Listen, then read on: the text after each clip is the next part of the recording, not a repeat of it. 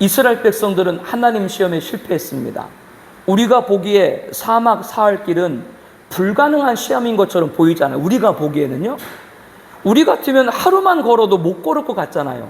우리 입장에서 봤을 때. 그러나 이스라엘 백성들에겐 최대한 걸을 수 있는 거리였습니다. 왜냐하면 그들은 이미 애굽에서 430년 노예 생활하면서 아주 그 노동에 연단된 자들이었고, 원래 이들이 애굽에서 시작한 것이 고센 땅에서 목축업이었는데요, 유목민이었던 유대인들은 충분히 걸어갈 수 있는 체력을 갖고 있었습니다. 왜냐하면 양과 소떼를 몰고 항상 좋은 수원과 초지를 찾아 다녀야 되기 때문에 이 이스라엘은 걷는 데는 나름대로 이골이 난 사람들이었다고 하는 것이죠. 그렇기 때문에 사흘 길은 얼마든지 걸어갈 수 있었던 거예요. 하나님은 이렇게 말씀하죠. 사람이 감당할 시험밖에는 너에게 당한 것이 없나니 오직 하나님을 믿부사 너희가 감당하지 못할 시험당함을 허락하지 아니하시고 시험당할 쯤에 또한 피할 길을 내사 너희로 능히 감당하게 하시느니라. 아멘. 하나님의 시험은 절대 쉽지 않습니다. 그러나 통과하기에 불가능한 것은 아니죠. 이스라엘은 이미 사흘 길을 걸었고 이제 조금만 더 가면 이 생밤 200, 300만 명이 충분히 먹을 수 있는 12 우물과 아주 시원한 그늘을 제공하는 무성한 종려나무 70그루가 있는 오아시스 엘림이 준비되어 있어요. 조금만 더 가면 돼요. 하나님은 그곳에서 쉬게 하는 것이 하나님의 원래 계획이셨죠. 사흘 길은 테스트의 시험이었습니다. 여러분은 지금 며칠째 걷고 계세요?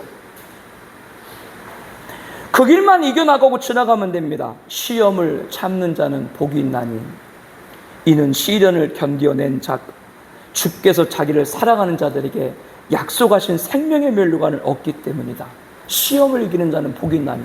목사님 그런 말 하지 마요. 나같이 한번 고난 당해봐요. 막 그런 말 하고 싶죠. 내 심정 몰라서 그렇죠. 막 그런 말 하고 싶죠. 이 표정들이 뭔가요? 시험에 빠져가지고 잘못된 기대. 어떤 기대요? 마라를 그냥 마셔버린 거예요. 그 독이 든 물 말이죠.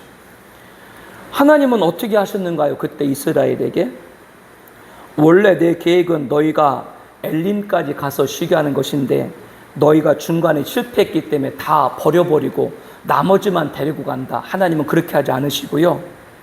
이스라엘의 불신앙에 진노하면서도 그들을 버리지 않으시고 하나님께서 모세의 기도를 들으시고 한 나무를 정했어요. 그리고 그 나무를 물에 던지라고 했어요. 그러니까 쓴물이 무슨 말이 됐어요? 먹을 수 있는 단물이 된 거죠.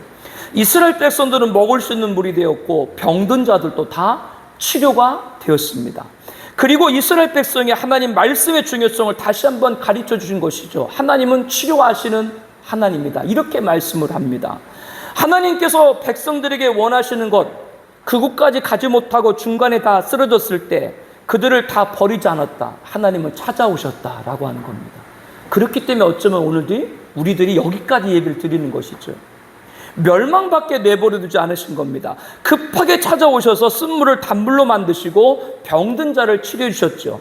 그리고 불신앙한 자들에게 뭐라고 말씀을 하고 계신가? 오늘 본문 26절입니다.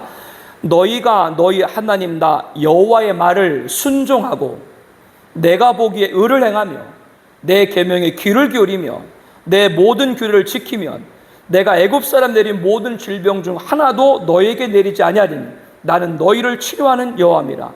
하나님께서는 이스라엘에게 가리키려 한 것이 무엇이에요? 너희들은 물 없는 사막에서 절대 죽지 않는다. 물이 없어 죽는 것이 아니라 말씀을 잃어버리면 죽는 것이다. 이거를 가르쳐 주신 것이죠. 이스라엘이 죽게 된 것은 물이 없기 때문이 아니라 하나님 말씀을 소홀했기 때문에 그렇습니다.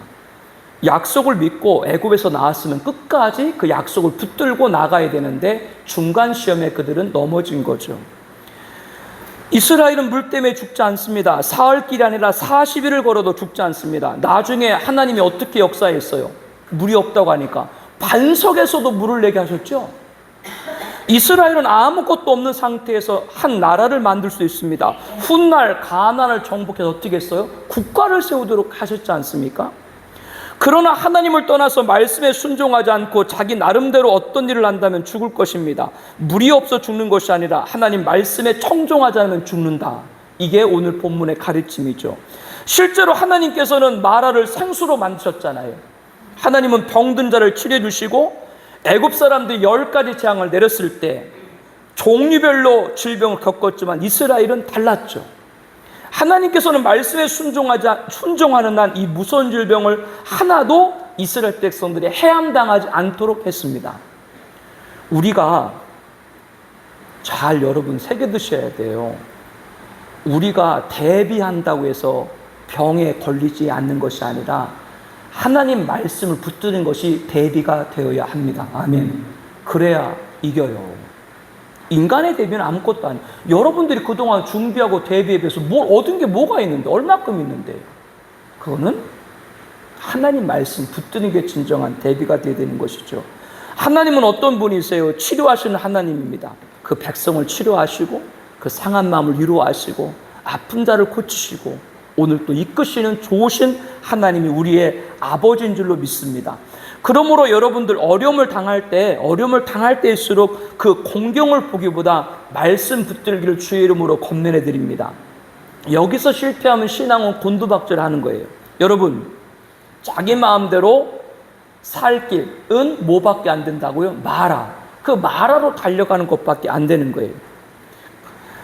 독이 올라 온몸에 쑤시고 퉁퉁 붓게 되는 것이죠. 설사 잘못되었다고 하더라도 모세처럼 하나님께 부르짖으면 하나님께 찾아오셔서 치료해 주시는 것이고 하나님이 원래 계획했던 길을 우리로 하여금 걸어가게 하시는 줄로 믿습니다. 하나님은 우리가 하나님을 얼마나 사랑하는지를 보고 계세요. 어려움을 통해서 시험을 하세요. 왜? 너희가 그 속에서도 누구를? 나만 붙들고 있는가를 하나님은 보고 계신다고 하는 것이죠. 그러므로 여러분들이 어려움은 어려움으로 보지 마시고 하나님이 나를 사랑하시기 때문에 하나님이 나를 붙들려고 하는 것이구나. 그 하나님 붙들 때 위대한 역사가 나타날 줄로 믿습니다.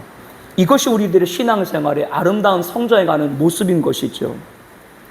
믿음이란 어려운 가운데서도 거짓된 곳으로 가지 않는 것이기 때문에 그렇습니다. 이스라엘 백성들이 마신 마라의 순물은 바로 자기 자신들입니다. 무슨 말인가요? 마라가 자기 자신이라고요. 다른 것이 아니라 이스라엘의 불순종과 패역함과 완악함, 그것이 녹아있는 게 뭐예요? 마라예요. 자기가 자기를 마시니까 어떻게 돼요? 온몸이 쑤시고 퉁퉁 붓게 된 것이죠.